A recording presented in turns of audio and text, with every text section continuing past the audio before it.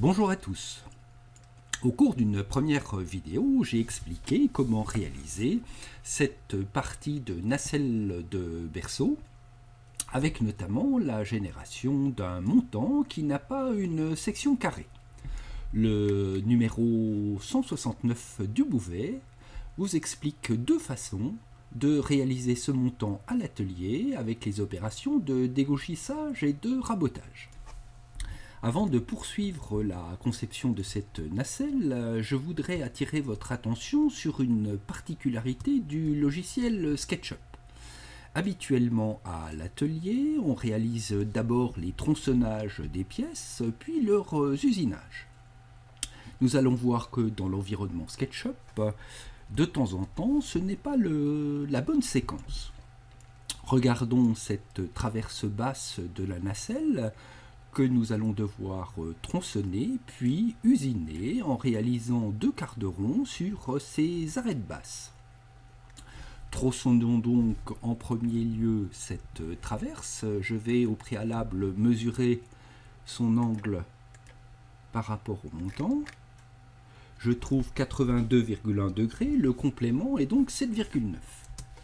Je lance la scie radiale, la face sur la table, l'arête contre le guide, le point de coupe, 7,9 degrés d'angle de rotation. La coupe est conforme, je valide. Un détail au passage, la façon dont nous avons conçu le montant nous permet de faire une coupe d'équerre ou d'aplomb, comme disent les charpentiers, sans avoir à incliner la lame de scie. Il s'agit, disent les charpentiers, d'un assemblage à joint tournis. Réalisons à présent les deux moulures sur les arêtes basses. Je lance le plugin Usinage Contour. J'indique mes deux arêtes. Je choisis un quart de rond de 6 mm et je valide. Mes usinages sont faits. Je vais regarder le résultat. Pour ce faire, je masque mon montant et je vais regarder le résultat d'un peu plus près. Ce résultat, comme vous le voyez, n'est pas satisfaisant aux extrémités des pièces qui ont été tronçonnées de façon biaise. En fait, la commande « Suivez-moi » qui est utilisée pour ces usinages donne des résultats quelquefois particuliers. Vous en avez l'explication dans un article paru dans le numéro 165 du Bouvet. Repartons en arrière. J'annule mon usinage et j'annule ma scie radiale. Je vais donc en premier lieu faire mes usinages en indiquant les deux arêtes. Fin de sélection, je choisis le même fer, je valide. Mes deux usinages sont faits et je vais à présent faire mon tronçonnage en indiquant la face, l'arête contre le guide, le point de coupe et avec un angle de 7,9 degrés. Ma coupe est conforme, je n'ai pas d'autre coupe à faire, je masque mon montant et je m'aperçois cette fois que mon résultat est correct. Je peux, en utilisant le plugin Adoucir arête, adoucir les arêtes de ma traverse basse. Voici donc la bonne façon de procéder dans l'environnement SketchUp. Réaliser d'abord les usinages, puis ensuite les tronçonnages.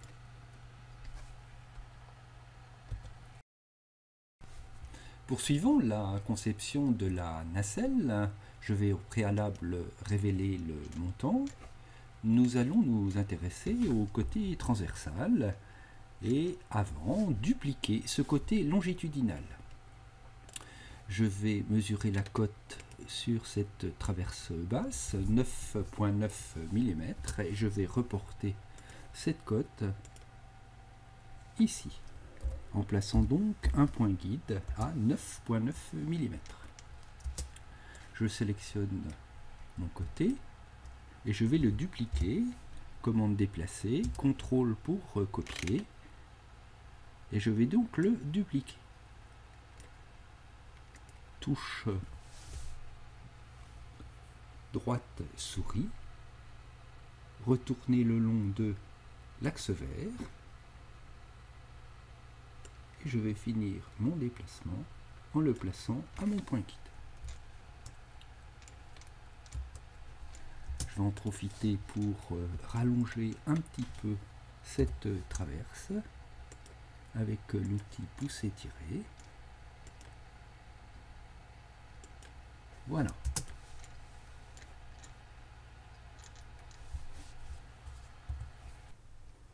Faisons la découpe circulaire sur la traverse haute. Pour cela, je vais l'ouvrir et je vais placer un point guide à 65 mm de ce côté-ci et la même chose de l'autre côté. 65 mm. Sélectionner l'outil deux points arc, pardon, et tracer un arc. Je vais arrêter juste sous ma face supérieure et avec l'outil pousser-tirer, extruder ma traverse. Voilà, je peux effacer mes guides et nous l'avons vu, il vaut mieux faire les usinages avant de faire les coupes. Je lance donc les usinages sur ces deux arêtes.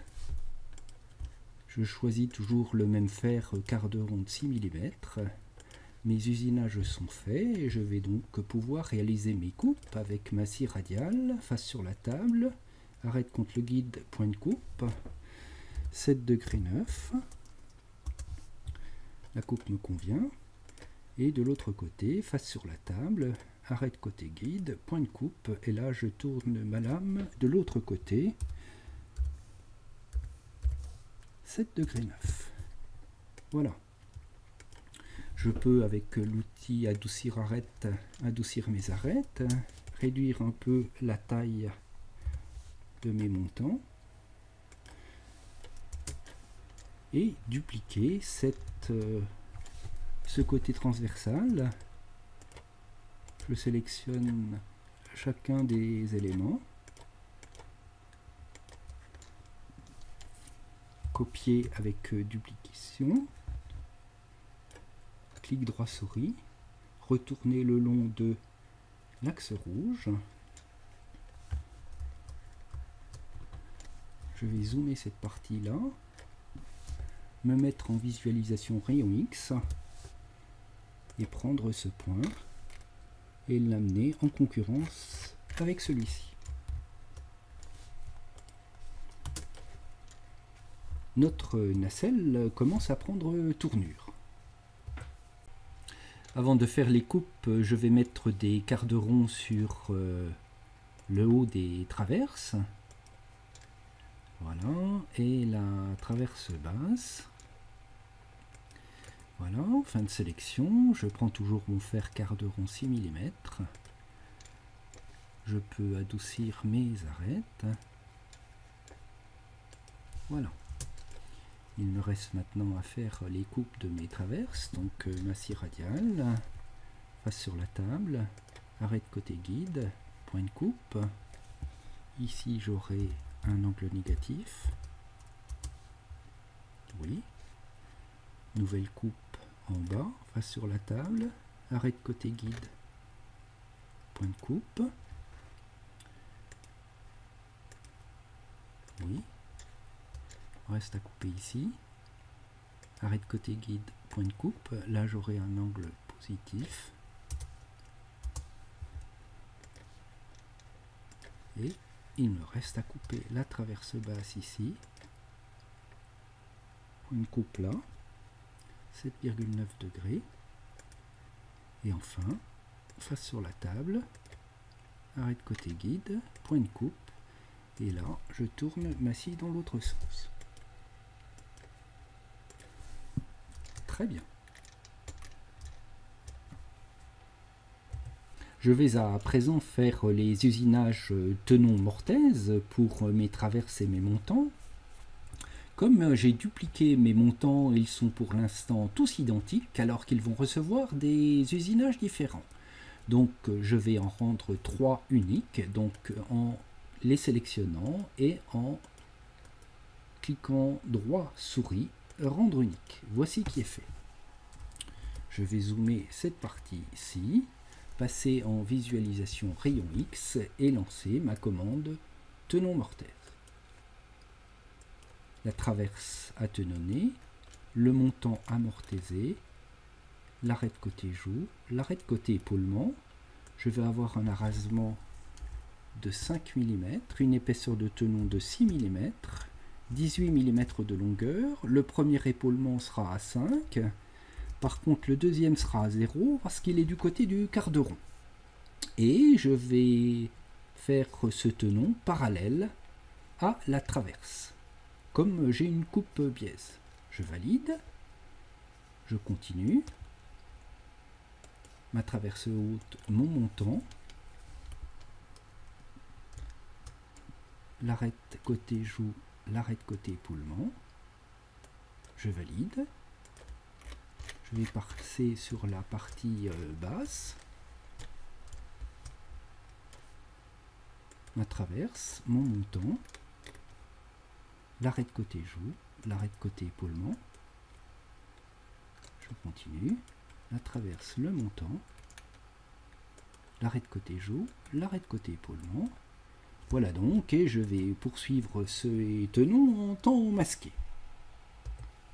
J'ai terminé les tenons et les mortaises, tenons sur mes traverses et mortaises sur mes montants.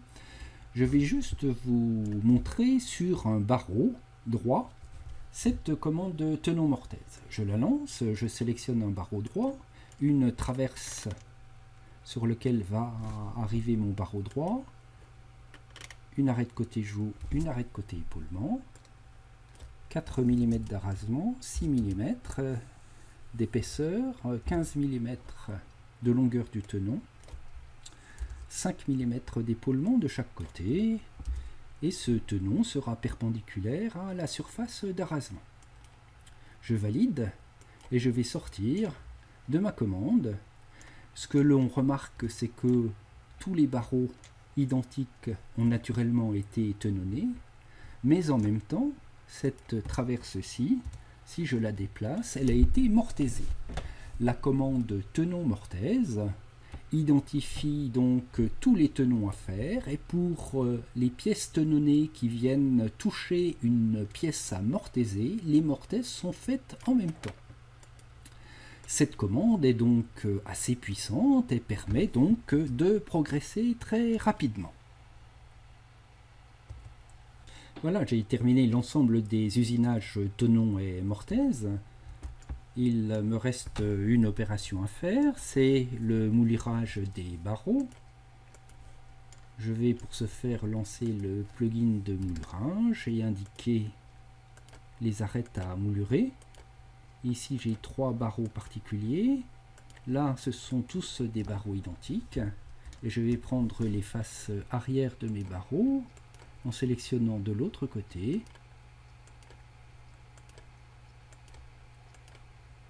Voilà, j'ai fait toute ma sélection. Fin de sélection, je choisis toujours mon fer quart de rond de 6 mm et je valide.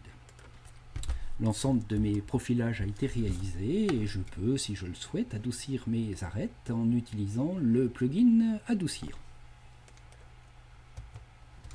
J'en ai fini avec ma nacelle. Je vais grouper toutes les pièces en les sélectionnant.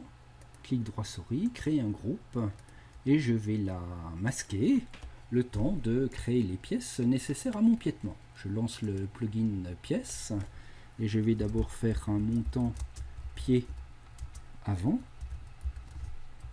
Il y aura une section de 60 par 50 et une hauteur de 1500 mm. Il sera en hêtre. Je vais faire également un pied arrière qui lui fera simplement 1,20 m.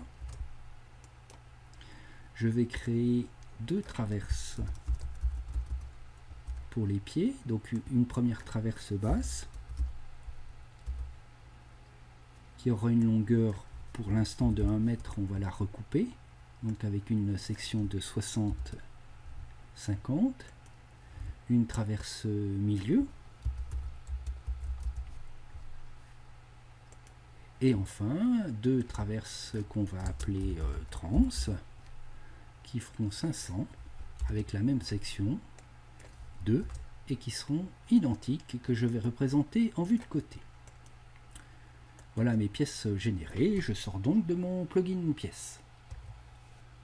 Je commence à disposer mes différentes pièces. Je vais d'abord faire tourner d'un angle de 8 degrés le pied arrière et le déplacer en le mettant ici sur l'arête. Je vais procéder de même avec le pied avant en le faisant tourner de 8 degrés vers l'arrière et en venant le positionner sur mon arête. Je vais placer un guide à 1 mètre de haut, sachant que à cette hauteur, la largeur de ma nacelle est de 954 mm. Je vais mettre 1 mm et demi de chaque côté, donc 957 mm. Et donc pousser mon montant avant à ce point guide. Voilà qui est fait. Je prends mon autre traverse et cette traverse est à 400 mm de hauteur. Il me reste à présent à faire les coupes. Je vais faire mes différentes coupes. Au préalable, je vais supprimer le guide dont je n'ai plus besoin. Je lance ma scie radiale. Je vais couper cette première traverse, la face sur la table, l'arête contre le guide, le point de coupe, je suis à 8 degrés. Face sur la table, arrête contre le guide, point de coupe, 8 degrés toujours. Et je vais couper les autres côtés. Et là, l'angle sera négatif, moins 8 degrés. Je continue avec cette partie-là, l'arête sur le guide, le point de coupe, moins 8 degrés. Voilà, et il va me rester à couper ces parties-ci. Donc, face contre la table, arête contre le guide, point de coupe, et là j'aurai moins 8 degrés. Et enfin, cette partie-ci, face sur la table, arête contre le guide, point de coupe, et là j'aurai un angle de 8 degrés. Je sors de mon plugin et j'ai donc réalisé une partie de mon piétement. Je ne vais pas faire les usinages de Tenon et Mortaise, nous les connaissons bien maintenant. Je vais juste faire les rainures pour des assemblages à mi-bois, des rainures qui sont faites des encoches. Je lance mon plugin, j'indique la pièce que je vais rainurer, l'arête d'attaque et l'arête suivant laquelle ma rainure va se développer. Fin de sélection. Le premier parement sera à 494. Ma rainure fera 50 de large et l'assemblage à mi-bois 30. Voici, je continue, donc toujours la même pièce. L'arête d'attaque et l'arête suivant laquelle ça va se développer. Là, je serai à 150 mm. Et puis, je vais continuer sur mes deux traverses basses ici. Donc, l'arête d'attaque, l'arête suivant laquelle elle va se développer, fin de sélection, et là, mon encoche sera à 225. J'ai donc terminé mon usinage. Je vais passer en visualisation rayon X et déplacer ma traverse pour la mettre à cet endroit-là, et la seconde traverse pour venir l'insérer dans l'encoche. Voilà. En sortant de ma visualisation rayon X, je vois donc l'ensemble de mon piétement. Voilà, en temps masqué, j'ai assemblé le piétement et la nacelle, j'ai ajouté ça et là quelques garde-ronds, Et je regarde avec vous le résultat final de ce berceau à nacelle pivotante, la nacelle étant maintenant en forme de pétrin, avec des barreaux disposés radialement sur les côtés latéraux. C'est la fin donc de cette vidéo et des 2 vidéos que j'ai consacrées à ce berceau. J'espère que ces vidéos vous auront intéressé. Je vous souhaite une excellente conception dans l'environnement SketchUp en utilisant les plugins BLB Bois. À très bientôt!